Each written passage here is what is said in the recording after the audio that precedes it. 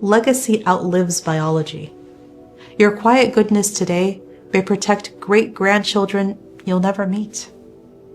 A great scholar once said something when asked by his teacher, "What have you learned from all your years of studying with me?"